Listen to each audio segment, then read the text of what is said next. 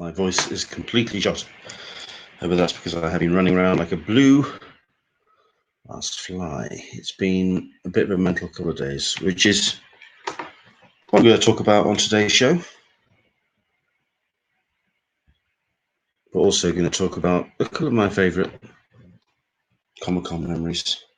Certainly my first year, 2010, San Diego Comic-Con. I'm keeping a close eye on any other stream coming in. If you've just got this in, by the way, or if you've just seen this, you're probably wondering why on earth we've gone live. Why on earth today, of all things? Well, I'm just being asked if well, I did have a guest.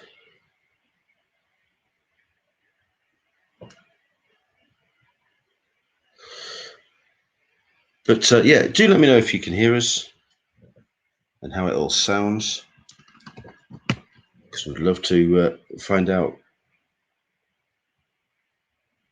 if you're up for joining us tonight. A couple of new things I'm going to be adding to this particular stream, but I'll explain that as we get live. Right. Sort my camera out. Although my camera has now decided, oh, okay, well, if you're doing that, then you're doing this. And I know I should be doing a countdown at this point as well, but I've completely forgotten to run it, so I'm not going to bother. We are just going to go live very shortly indeed.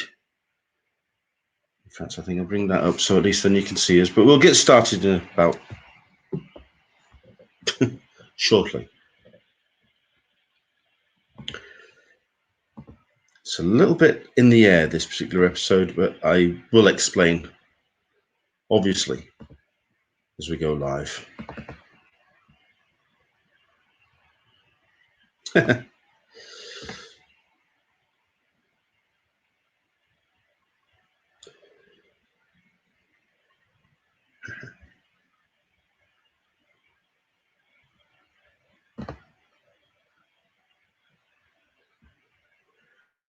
Okay. So top of the hour, we've got people who are watching. Solicitor Smeg has asked a question, and that is exactly what I'm going to get into. Okay. So we might as well dive in. Bear with me a second. Let me just see what on earth is going on here. Like I say, it's a little bit up in the air. This is not as prepared as I would like it, unfortunately. But I shall explain when, you know, things stop doing things which I don't want them to do. But we're getting there. We're getting there. Right. Hello there, everybody. Welcome along. This is Talkin Con, a cup of tea with an Englishman in San Diego. I haven't even got a cup of tea prepared, purely because what I wanted to do with this particular show is kind of take it to a midweek episode as well. We are going to be doing this on a Wednesday as regular. So we're going to be going live on Wednesday and Sunday. However, yesterday around 5 o'clock, basically I was in the front room, the other door. We've got people who are joining us. We've got Leanne who's saying hello. Hello, Leanne. Welcome along to you. We've got David. Good evening to you. Good evening, everybody. So basically, as you may have spotted on my social media, I did post what happened, which was my father, who I live with. I live with my father and my wife. Bit of a strange, cramped quarters, but we all kind of keep our own space here in the house. Basically, we kind of get ourselves a little bit of space, especially considering that my father is also still working. At his age, he's a scaffolding contractor. He's been asked to stay at home, so he has got his computer and everything set up here in the the dining room. I was set up in the other room. I was sorting out myself, basically, at which point I heard a banging and a clattering from inside this room, a bit of a fall. At which point I came in. My father apparently had slipped. He was on the floor, at which point myself and Caroline picked him up and helped him into a seat. At which point things got a little bit scary. There was a vacantness in his eyes, a glassiness in his eyes. He wasn't responding to us calling to him, and his breathing was incredibly labored, if indeed didn't stop completely. It scared the hell out of me. We did everything we could to get his attention.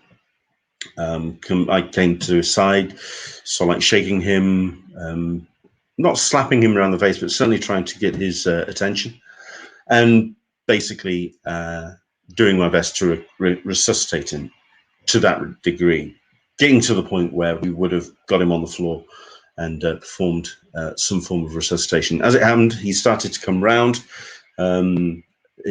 Colour started coming to his eyes and his face. We've got Leanne who's asking, hoping my dad is doing better. Yes, he is. He's in the other room, and indeed, that particular evening, he was perfectly fine. We suspect that it was more a case of him just being possibly a little bit embarrassed about the whole attention.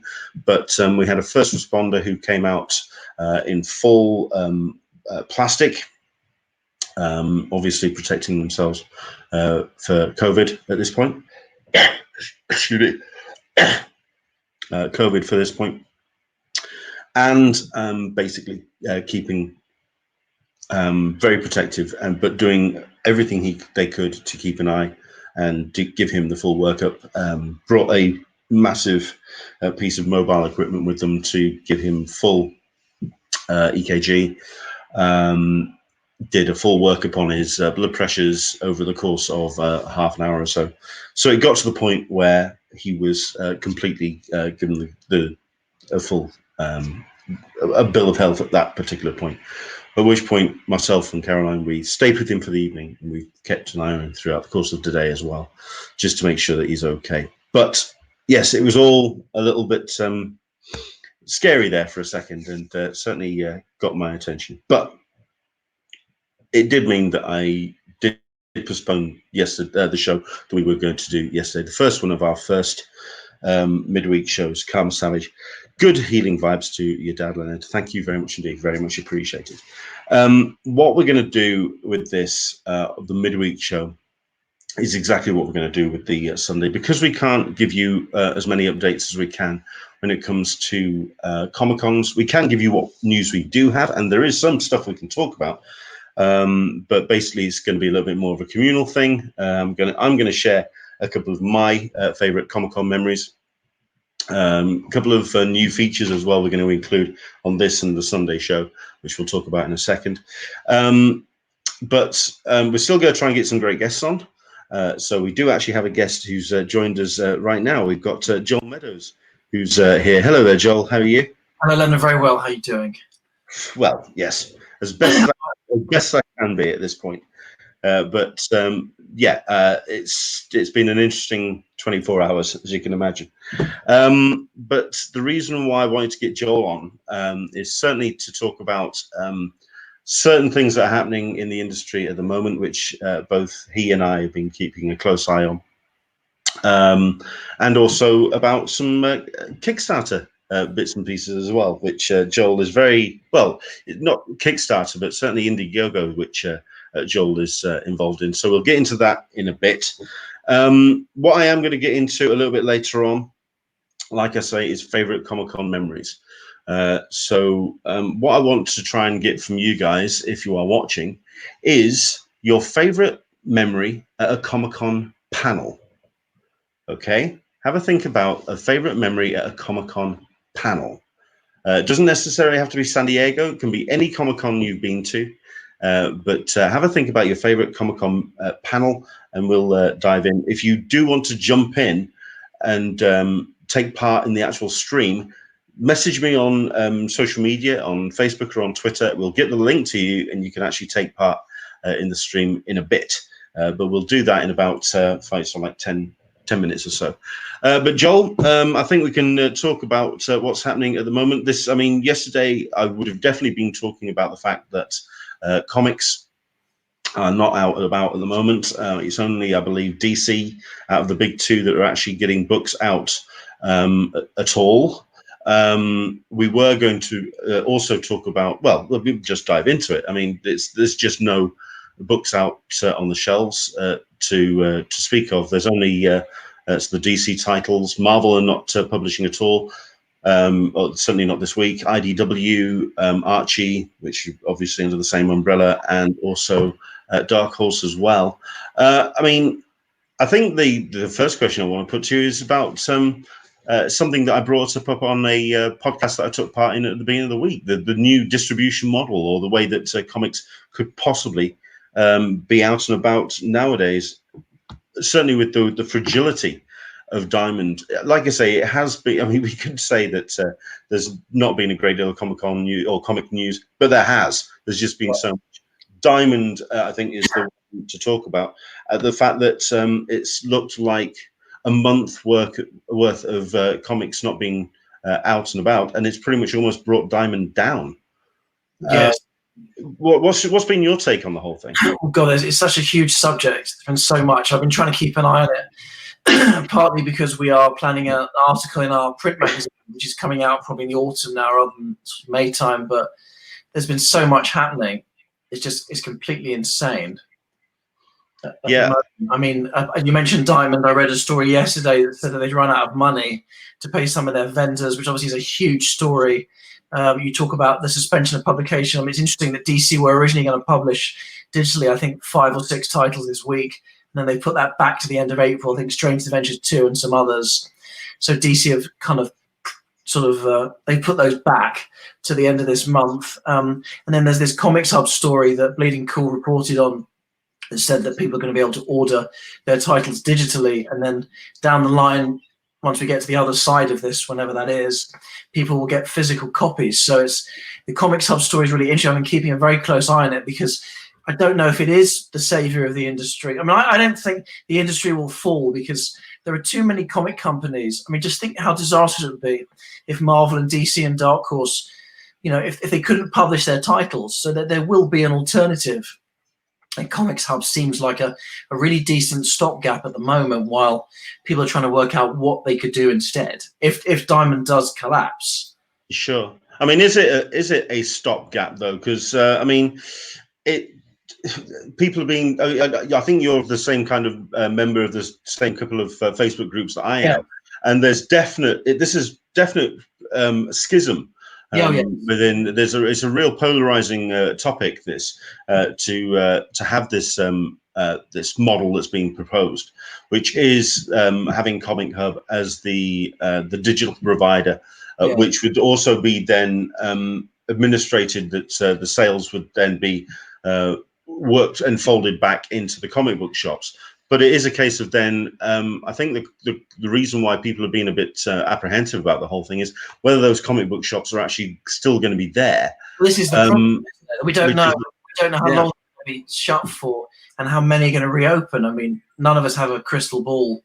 I mean, we would like them all to be reopened, but this is a huge, I keep using the phrase paradigm shift, but this is a paradigm shift for the comic industry. And we don't know how many comic shops, and we don't know how long it's going to last. So, someone orders a digital comic. They don't know if it's 1 month, 3 months, 6 months. Nobody knows what the timescale of this thing is. This is huge. This must be the biggest development since, I think Marvel launched, was it Heroes World?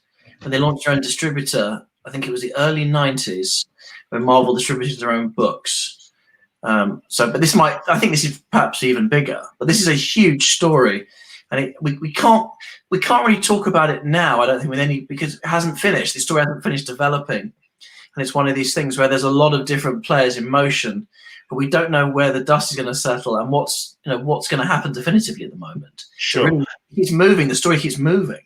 Sure. I mean, there's a couple of very good points that are coming up on the chat, which we'll bring up now. Leon D, Diamond is probably going to go under. I don't think a company of that scale would go under, but certainly would have to completely. It would have to revamp and rechange what it does in terms of its distribution model, or at least if not if its distribution model, then certainly it's the deal that it does with the vendors. Because I think that has been the key conversation.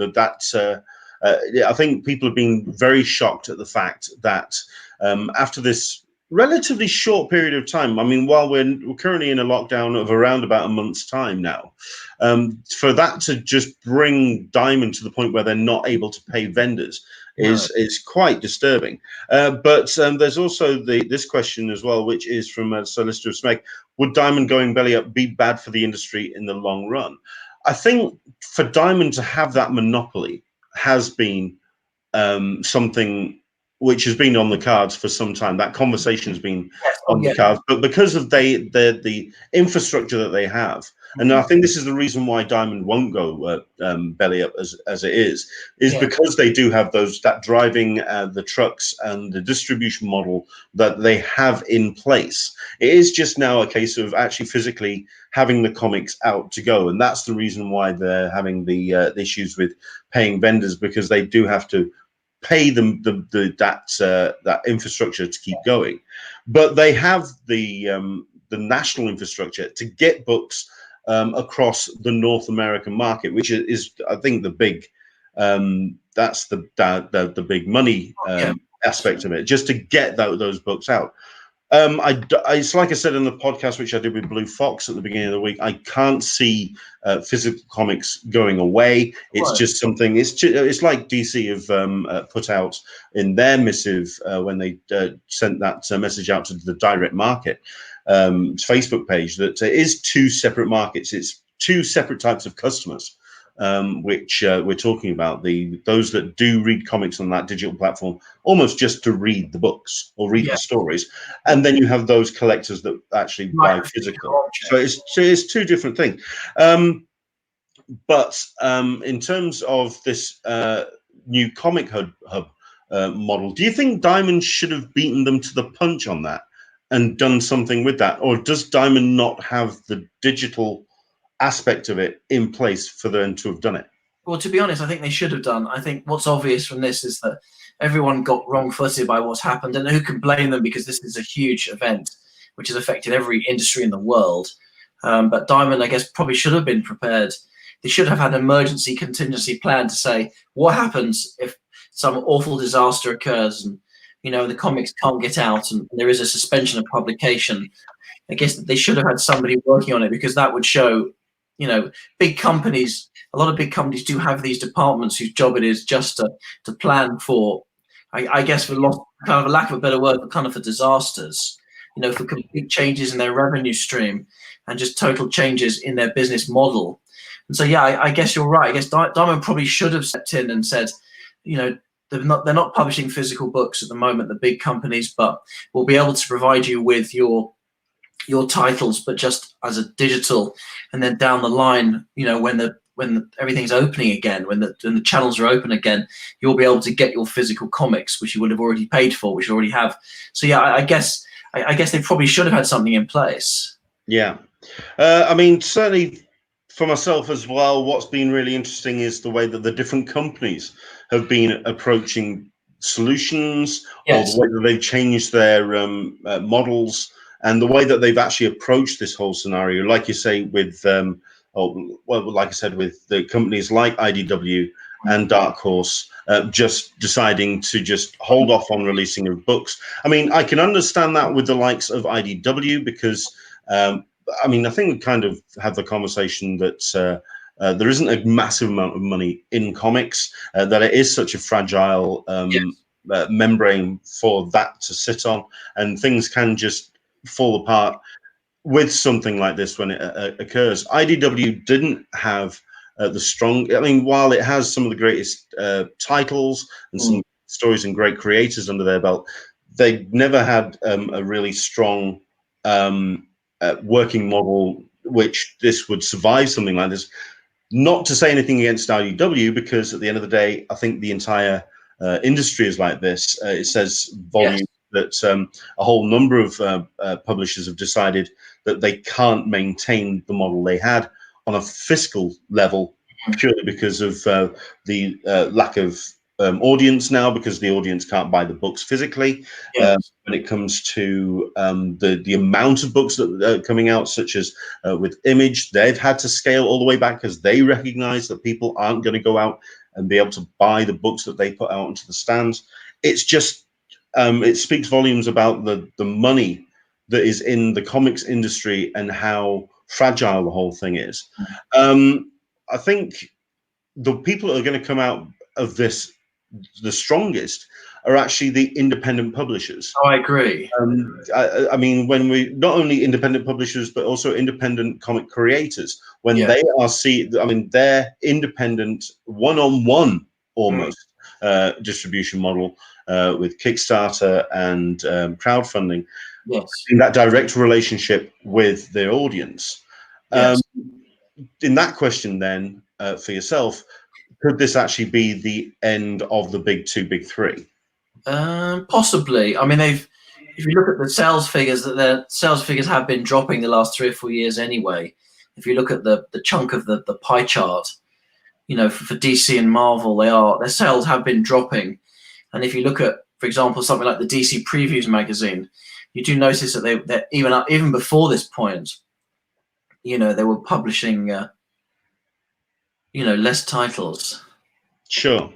Leanne D, I think we will end up with a different distribution model when this is all over. I think Diamond not having cash on hand to pay vendors is very bad. And also saying, I see Image going with their own distribution. Interesting. Do you think we could see companies actually buying their own trucks and deciding that Diamond no longer has the infrastructure in place to actually service their business if something like this could bring them down? Yeah, I don't see why not. Is there any sound, by the way? Can people hear? I believe so. I think the turn your YouTube chat on from Into the Blue Mister. I think it's just because I think they're wondering if we can actually hear the chat. The chat's there. So no, I think they probably will, because basically, you know, the companies that will survive are the ones that will adapt, and companies have always adapted. You know, I mean, in the 1960s, if I'm right, Marvel were only allowed to have, I think, 8 or 10 titles because DC controlled distribution. And then obviously that model changed, but Marvel had to work within the parameters of being distributed by their biggest rival. So things have always changed. You know, as I said, the businesses that are the ones that thrive are the ones that adapt and evolve. And, you know, I'm sure the Image of, I don't see why places like Image and maybe IDW and Boom and some of the others, why they won't be distributing their own books. I mean, it will make it interesting because you have to work out how shops will order their titles, because otherwise you'll end up with 20 or 30 order forms, you know, sure. one for each part. So that there may end up being like a gathering thing at the center that someone will set up. I mean, it might be Diamond, it might be someone else, but there'll be someone possibly who will collate all this and go, these are the titles released for this month from the 20 to 30, you know, companies who are distributing their own content. Sure. I think it's interesting. I think a lot of vendors have also been happy so far to not rock the boat with the Diamond distribution model, because they have previews, they have that one single sheet, and it's just easy enough to just go through and just bang, bang, bang, bang, and just get it done. It's been a monopoly, but it's been a monopoly of convenience.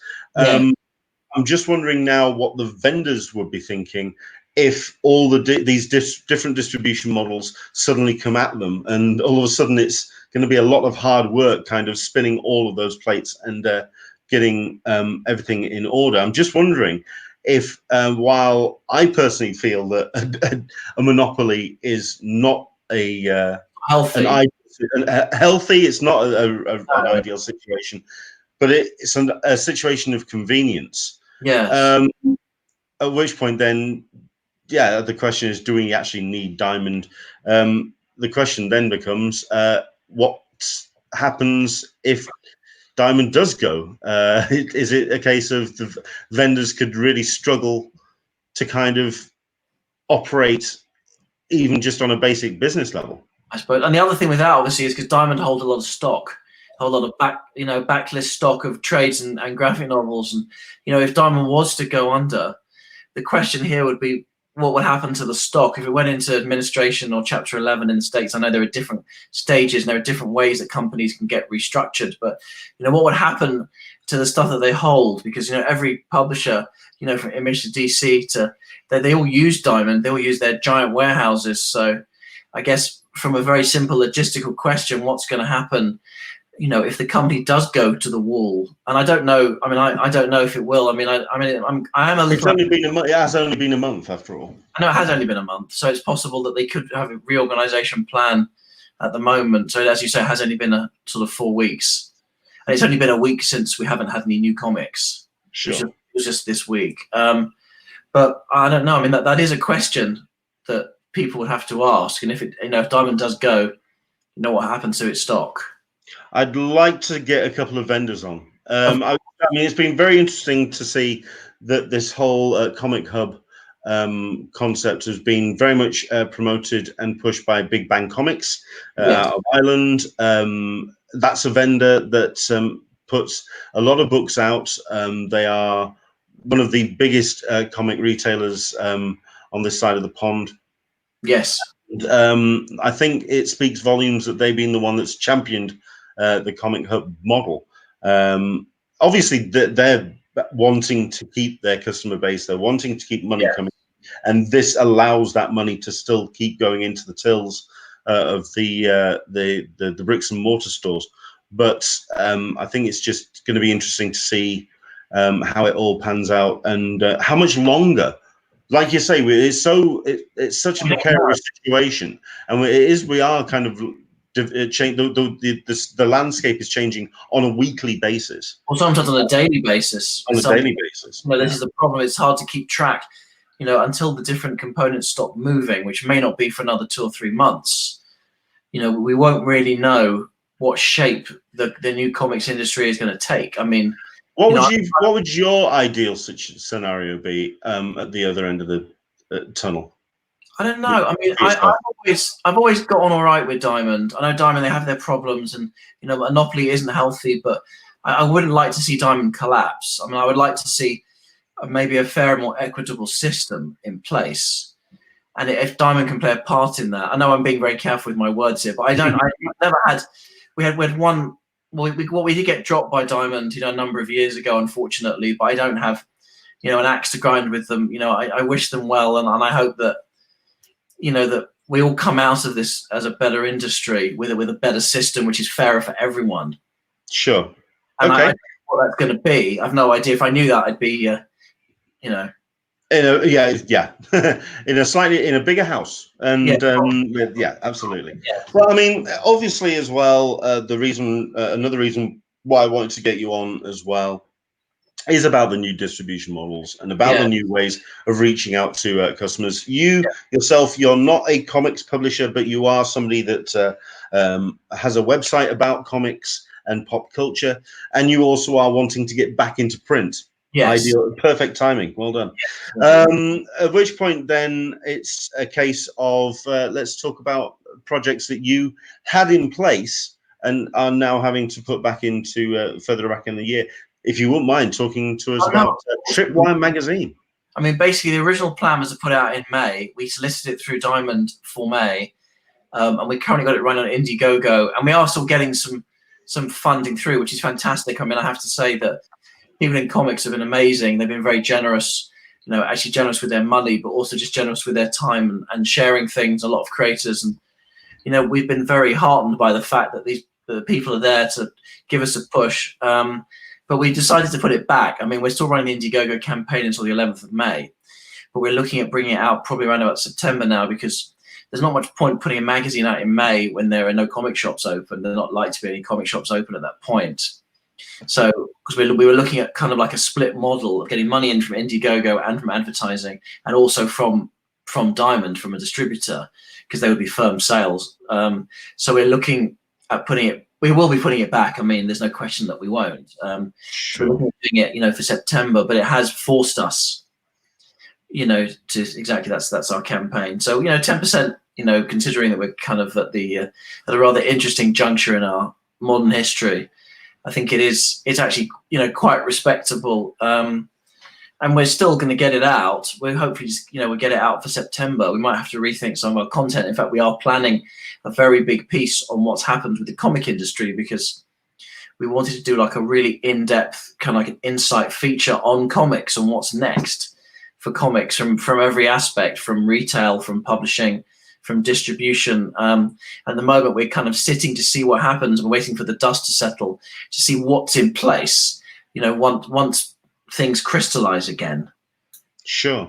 I mean, I'm bringing up here the some of the pages that you've got planned for the magazine, and I mean, the fact that you are looking at the publishers and people that are there to keep print very much alive, and I think it speaks volumes that you are wanting to. I want to do that to showcase that.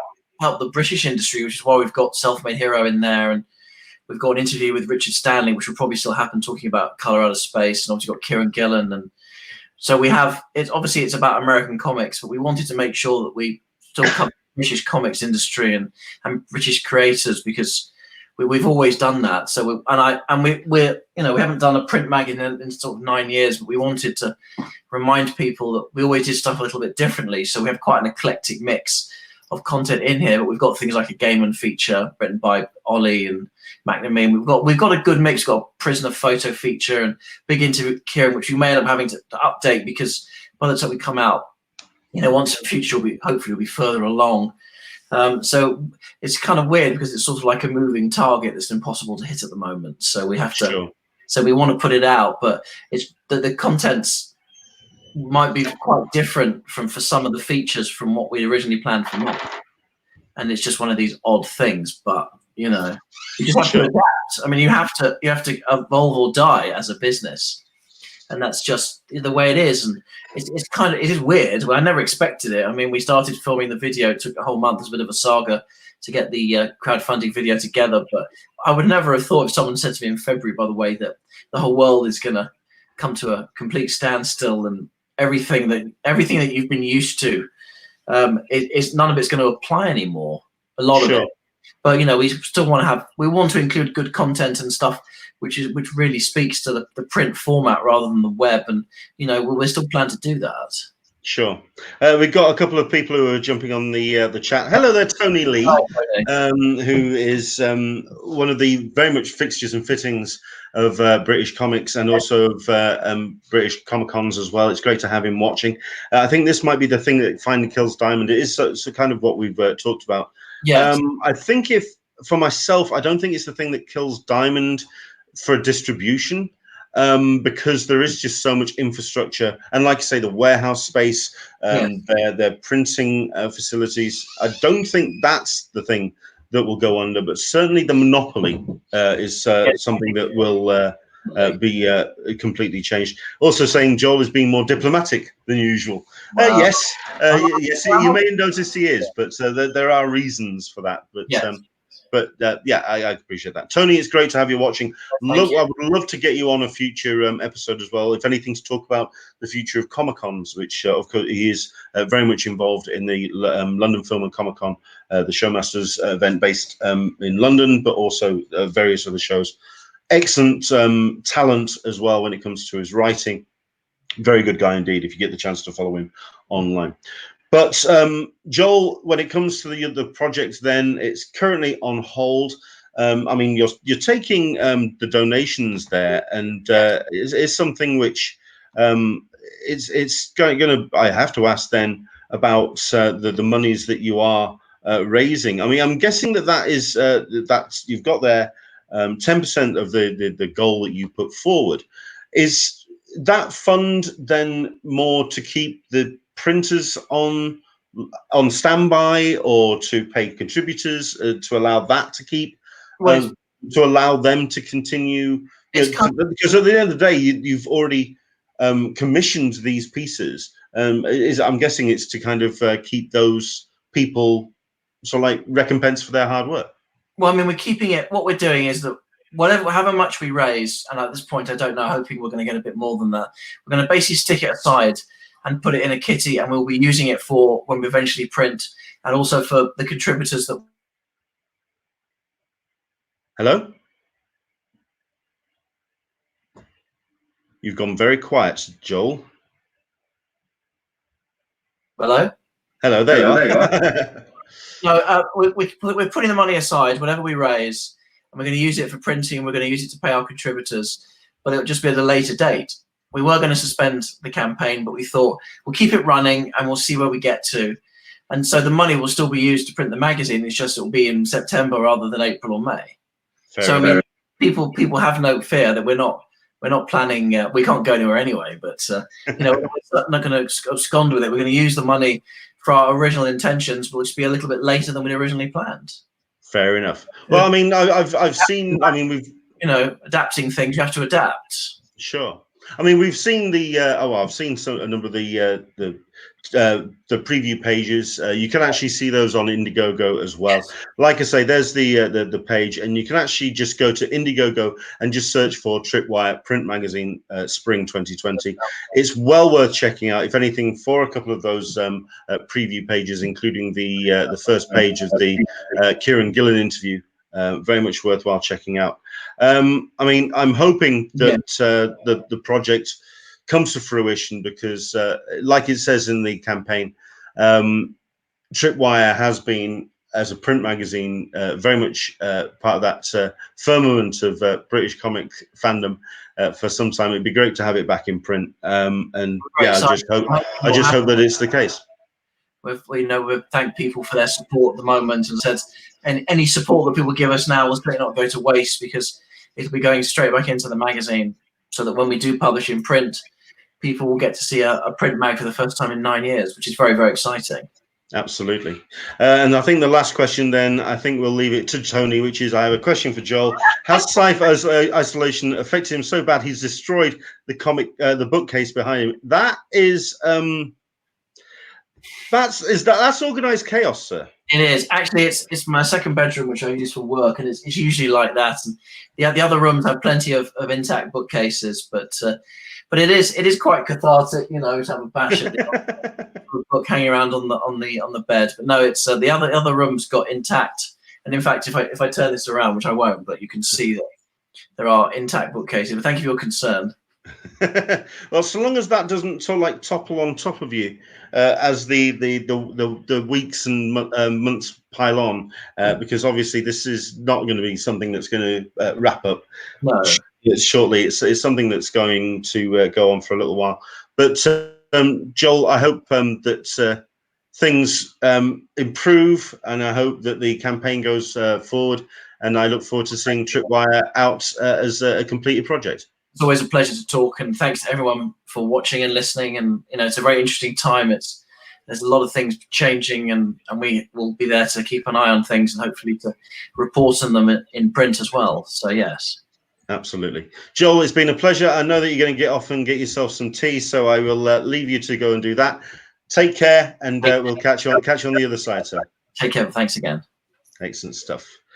So there you go. That's Joel, and thank you very much indeed to him for coming on to talk about his project. Now, like I say, I would like to get everybody involved because this is going to be very much about you guys. I don't know if you can actually hear me, actually, considering that I think my mic is down here somewhere. There you go. I hope you can hear me. Basically, the reason why we're going twice a week is so that it can be more of a communal thing, that we can come together as a Comic-Con community to support each other. The shows that have been postponed continue to be postponed, certainly here in the UK, certainly in the US. Plans for events are still going ahead for the back end of the year, certainly with Wales Comic-Con here in the UK, which is one of the bigger shows here in the UK. They're continuing to roll out guest announcements for the Wrexham show in August. Whether that show will go ahead is something else. I have seen some posts of shows which have not only set up replacement dates down the line, but have also turned around and said that those dates remain fluid. While we are aiming for those dates, we may have to go a little bit further down the line. and we may even have to look at 2021, considering even some of the bigger events outside of comic conventions, such as Wimbledon, such as various music festivals here in the UK. They are having to look at 2020 as a wash. The Olympics has been postponed to 2021. To have that look at the back end of the year, which comic conventions are doing on an optimistic level, and just saying that no, we just have to look at this year pretty much as a wash, is something that we have to kind of keep in mind, considering that we did have the announcement from San Diego Comic-Con, from Comic-Con International, which came out at the beginning of the week, which I do want to bring up. So I did have that put to one side on a window. It was a 2-tweet announcement which they put out via their social media, which I personally felt, I mean, it was trying to be optimistic, and it was doing its best to keep the fans very much buoyant, and kind of keep them in that mindset that the show could go on. But I think it did reflect that. I personally think it just basically said that you have to keep in mind that it is something that could possibly go ahead and not go ahead. So if we just bring this up, this was San Diego Comic-Con and their Twitter feed. To our amazing Comic-Con and WonderCon fans, we appreciate how difficult and the current climate has been for all of us, and appreciate your continued support through these trying times. No one is as hopeful as we are that we are able to celebrate Comic-Con, or San Diego Comic-Con 2020, together come July. As we continue to monitor the situation with local authorities, we will post updates on our social channels. Until then, remember, a hero is an ordinary individual that finds strength to persevere and endure in spite of overwhelming obstacles. That's all well and good. The question then has to be, how can it still go ahead when we don't have hotel sales?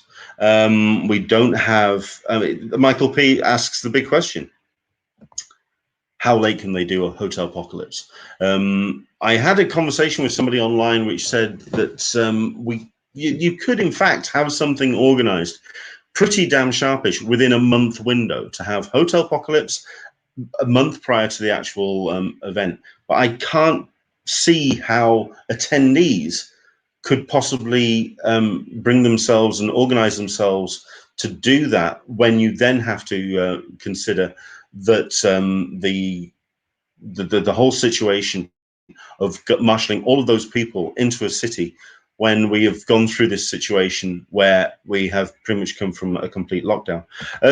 Tony Lee, like I say, Tony is somebody who knows his business. He knows Comic-Cons and he knows the infrastructure. Many of the events are being postponed, though, because of the build-up. Athletes can't train, for example, and Edinburgh Fringe has a problem, as 80% of their shows need rehearsals and casting. This is excellent point indeed. Worst case, sorry, so let's just make worst case for me is if San Diego Comic-Con is cancelled, I'm super prepared for 2021. This is very, very true. And Michael P stating that I think June is way too late to put that everything together. I kind of agree. I think it's great that they're being optimistic, but I think it's also a sense of responsibility and a sense of duty to the city of San Diego, to the fans, that they have to pull the pin. They have to make a decision. This is a great way to be optimistic, but I think someone somewhere on the line, and soon, has to actually make a decision, to actually make the call to cancel or postpone. We talked about postponing San Diego Comic-Con. That is incredibly difficult for the event to do at the back end of the year. It's an incredibly busy time. If it clashes with the likes of New York Comic-Con or of any other events that are in the back end of the year, That's difficult. Actually getting the space in the San Diego Convention Center is going to prove problematic. Events are already scheduled for the back end of the year. Excuse me. Oh, it's a bit of a dry throat. Okay. I mean, I think someone actually brought up the calendar for the San Diego Convention Center and said that the only real availability is Thanksgiving, the week before and the week after of Christmas. Where on earth would they actually put it into the whole the timeline? I think San Diego, the city, and this is where I think the announcement has been prompted by.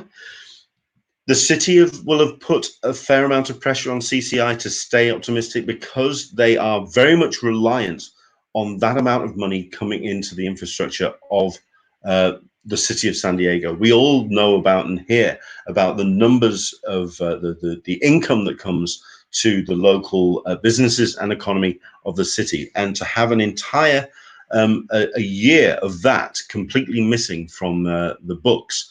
That will be incredibly difficult.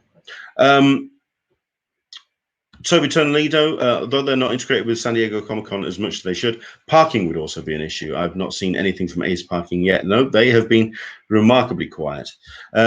Michael P., if we don't have Hotel Apocalypse by the end of this month, they should cancel. Well, we're on the 2nd, so let's see what happens over the... I personally think it's the next couple of weeks. That's when we should... responsibly hear from San Diego Comic-Con about a decision. I think if we haven't had an announcement of something definitive from CCI by the 2nd week of this month, I think we can pretty much all just have to come to the realization that San Diego Comic-Con won't be going ahead. I think that that late delay is just a little bit too far down the line, but there we go. Thank you very much indeed to everyone for your comments on that. It's something we are going to keep an eye on and, of course, talk about on the show. Like I say, this show would have been going ahead on Wednesday, but because of life interrupting. And thank you very much indeed to all of the kind words that have come in on social media about my father. He is fine. He's in the other room. He's watching telly. He's okay. He's in better fettle than he was 24 hours ago. We will be doing this on a Wednesday, and it's going to be more of a communal thing as well. Okay. I don't know if we've got time to do what I was suggesting about best or suggestions for ideas of your favorite Comic-Con panel ideas. And not only that, but I did actually say, if you got in contact with me via social media, either by messenger or whatever, that you'd be more than happy to join us. I can't actually post anything, but what I might try and do is this. I'd love to see if we can get Tony onto the show. That would be fantastic, because the way that the actual, let me just bring this up and mute it. You can shush. I can, in fact, put the invite link into the chat, and tell you what, we'll do this for a couple of minutes. If there's anybody that wants to join in, the link is now into the chat. I will bump anyone that's rude. We can, in fact, keep an eye on whoever is coming into the chat. But if you do want to come along and just talk to us about your favorite Comic-Con moment, I think we'll do it for about 5, maybe 10 minutes. We'd love to have you come on just to talk about your favorite Comic-Con panel, which I think we're going to do these throughout the course of the coming weeks. Michael P., don't forget to mention that the World Science Fiction Convention is doing a virtual convention. I hope to have some more information in the next 3 weeks. I think that's going to be, you're going to see a lot of this as we go into the summer, more virtual conventions. Something I'd like to put forward, if we do hear within the next couple of weeks about San Diego Comic-Con cancelling, about possibly doing a crowdfund to organize a virtual San Diego Comic-Con. Get the guests that would have been going in, organizing some panels, maybe organizing some original content to be put up onto the screens, previews from places. I'm wondering if it's something that we can organize to organize a virtual San Diego Comic-Con. We would take a bit of infrastructure, take a bit of fundraising, something I'm thinking on. I don't know if San Diego themselves, CCI themselves are trying to organize something, but we're going to have to work some ideas out, and just something I was noodling with over the course of those last 24 hours. Omar Hassa got into Hall H a couple of years ago during an indie film type thing. A lot of them were great. For myself, Hall H, I think my personal favorite memory has got to be my first one, 2020. I pretty much aimed for Hall H because that particular room was what people had seen a lot of on social media, on YouTube, seeing a lot of reactions and videos of things that have been shown on the screen in Hall H, and hearing the noise, and that's what galvanized me to go to San Diego in the first instance. But to actually be in that room when we had the Avengers come out for the first time, when you had all the Marvel presentation, you had Kevin Feige on screen, up on stage, and to announce that they had a special guest, and they brought out Samuel L. Jackson, who then brought out Robert Downey Jr., and then rattled through the entire crew to a rapturous applause, including introducing Mark Ruffalo as Bruce Banner and the Hulk. Then you had the announcement of the director for Avengers of Joss Whedon to come out, stating that this dream team that he had on stage, it was just around the halfway point when they brought out Jeremy Renner, and then you had Scarlett Johansson, and I just turned to the missus who was sat next to me saying, they're just going to bring the whole lot out, and we're going to see the Hulkers, and we're going to get all of this. That was magic. It was a magical feeling, and I know that I will hope that Tony is still watching, and I really do hope that he can put forward to the likes of Showmasters that does have a convention which is mostly geared up towards the photographs and the signatures market, to have that content, to have that original content up on stage, that presentation that really can galvanize someone's interest and imagination about a film that's coming, a TV show that's coming. I personally think it's a magical feeling to be in a room, to have that original and something that can't be experienced elsewhere. Is just, for myself, it's just truly magical. Toby, sorry, I can't join in as I'm working currently, but my favorite panel was a Big Bang Theory panel hosted by Craig Ferguson and getting ripped on by the granddaughter of the creator of Aquaman during the Q&A. I'm going to have to look into that. I didn't know about that particular panel. I have issues with the Big Bang Theory panels because the actual cast, certainly the cast, do seem to sit up on that stage almost like an us and them. We're up here, we're the actors, and we're looking down on the people who we're supposedly representing. I think it's a bit of a strange one. The strange feeling is that. But there we go. So there goes my idea. That's my idea of what panels mean to me, and that original content. It's the reason why I look at panel content primarily when it comes to a convention, because it's the communal thing. I understand the one-on-one. Photo opportunities are not something that personally appeal. I prefer that sensation of a crowd, of getting swept up in the enthusiasm of the room, however big or small, which is the reason why I'm a big fan of panel content.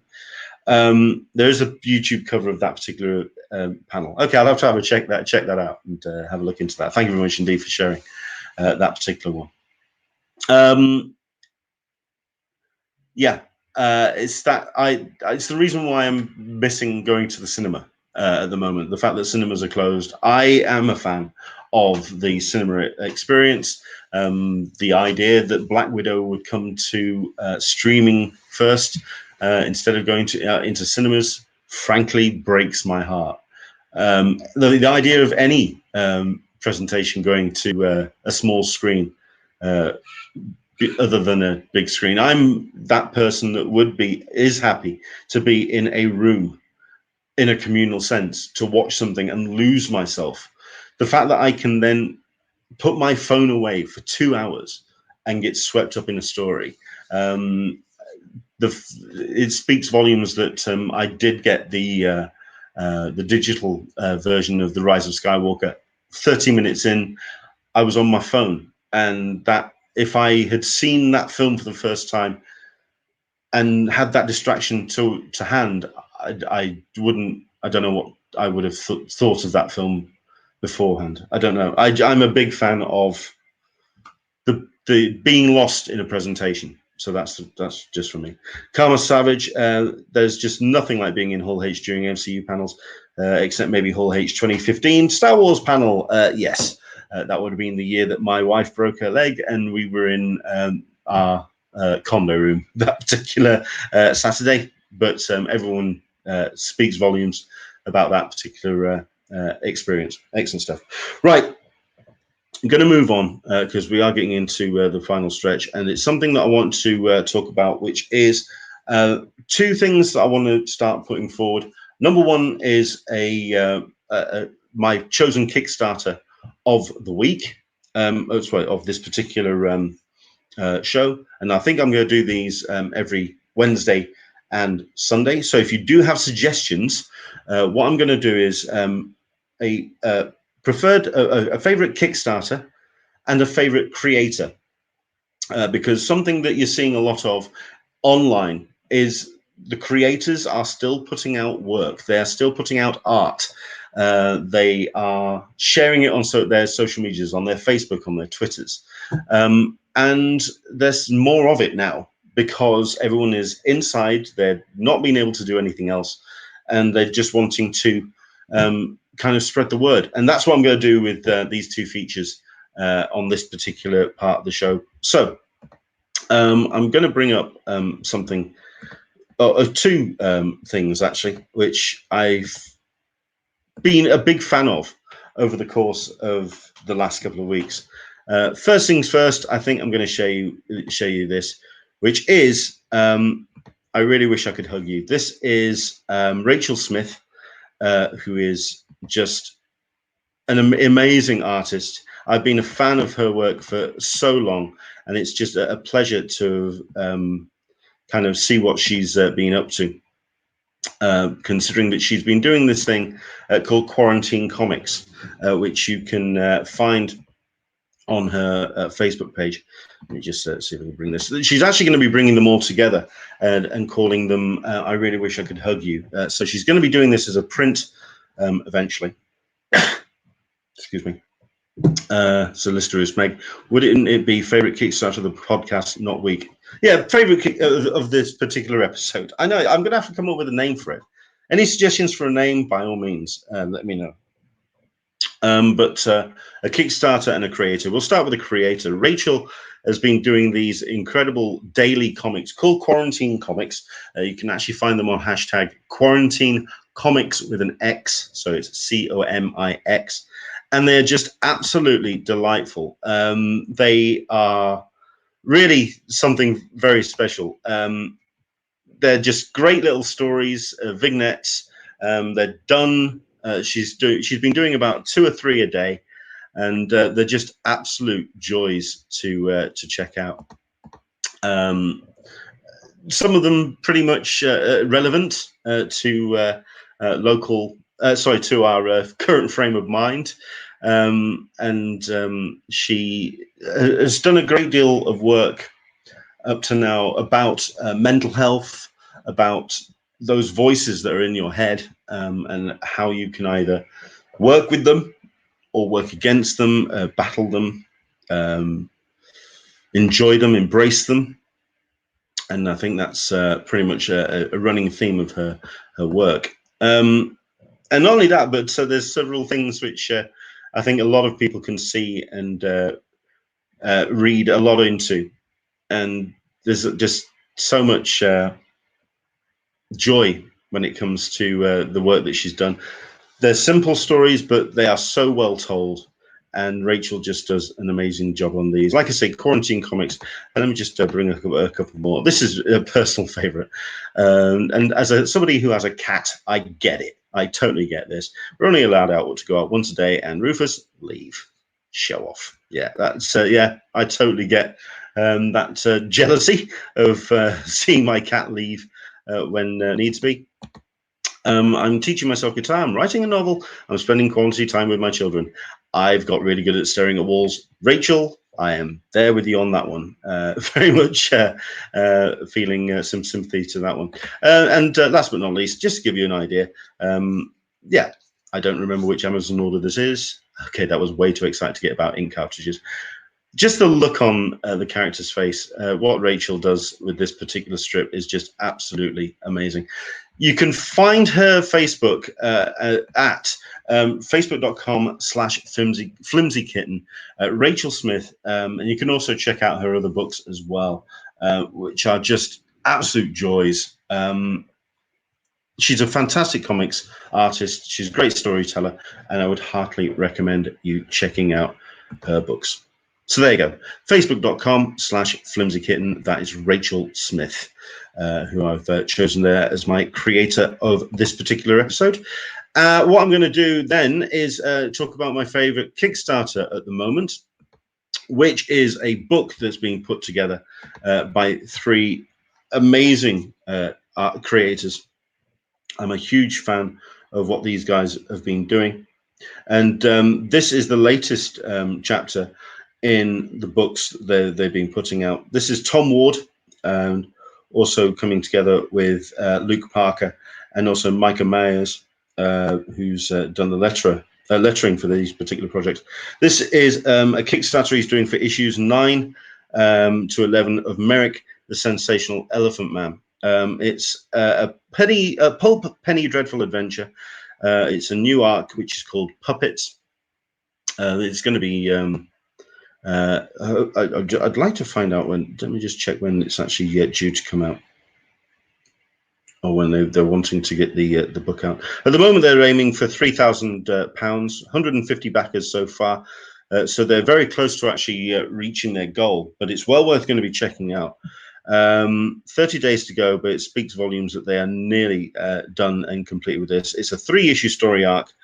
Tom Ward and Luke Parker are putting together. Still reeling from the shocking revelations in Monsters, Merrick stumbles into a trap set by the broken and maniacal Punch Judy. Meanwhile, friction between Dr. Frederick Treves and his friends come to a head over his disastrous dabblings in the dark arts, and old enemies make an unwelcome return. It's an amazing book. The artwork is just fantastic. Let me just bring up some pages, which just looks absolutely incredible, and very much of a dark, pulpy vibe, which I would fully expect from Tom and from Luke Parker as well. It just looks incredible, and certainly off the back of the other issues. Issue 1, by the way, is available on the Kickstarter. You can actually check out the book and just see what the chaps have been putting up to. So you can download issue 1 for free from the Kickstarter page, and I would heartily recommend you checking it out. Very much harking back to the kind of vibes perhaps of a League of Extraordinary Gentlemen, and also from Hell as well, that kind of vibe. It is an amazing looking book. I'm really excited about what the guys are doing with it. I'm going to be backing it as soon as I've got a couple of spare pennies to my name, but very much something I'm putting forward and recommending. That's Puppets. It's their new run, issues 9 to 11, that new story arc of Merrick, the Sensational Elephant Man, and I would heartily recommend you checking that out. It is available to have a look at, like I say, kickstarter.com/projects/OurTom, and it's Merrick, the Sensational Elephant Man Puppets. Check it out. Like I say, issue 1 is available on that particular page as well. So do check out that Kickstarter, and that is my Kickstarter for this particular episode. Do check it out. So there you go. That's what has been catching my eye, and hopefully it's something that you'll be interested in supporting as well. Support the comic artists, support your creators, share them as much as you possibly can. If there's one that you would like me to showcase on a future episode, drop me a line on my social media, Englishman SDCC, or you can send me an email. You can find out more information at the creation comic the conventioncollective.com. But you can just send me a DM of anybody that you want to kind of showcase on a future episode. We'll be doing this on Wednesday and Sunday moving forward. So there you go. That has been our episode for today. Thank you very much indeed for taking part. Thank you very much indeed to Joel as well for taking part and joining us on the episode. I just want to showcase his crowdfunding efforts. Indiegogo at indiegogo.com/projects /tripwire. Let me just see if I can bring this up so I can kind of share this. Hang on, we go. Tripwire print magazine, spring 2020. I think what I will do, I want to just share the page then, but just wondering if it'd be easier for me to do it. Slightly awkward, but there we go. Tell you what, I'll take the link. I'll certainly put it in the chat. If you want to follow along, like I say, it's a project which is going to be slightly postponed, unfortunately. But if you want to follow it along, or if you want to donate, I think it'd be well worth checking out, because having Tripwire back in on the shelves will be well worth checking out. And yeah, that's something which I think is well worth looking into. Indiegogo.com/projects tripwire-print-magazine-spring-2020. Well worth checking out. We're going to be back on Sunday. I'm going to hopefully have a little bit more preparation and get a little bit more together, but certainly looking at another creator, which is putting stuff up online, another Kickstarter or Indiegogo, or another crowdfunding effort, which we're going to showcase. We may even have ourselves another interview. Hopefully you can join us on Sunday for that. We're going to be online 10 a.m. Pacific, 1 p.m. Eastern, 6 p.m. GMT. Do take care. Enjoy the rest of your evening. We'll see you in a couple of days. Back again on Sunday with another Talkin Con, a cup of tea with an Englishman in San Diego, where I will actually have a cup of tea because my throat is absolutely dry right now. Okay. Take care. Enjoy the rest of your evening. And from me to you, we'll see you soon. Bye-bye.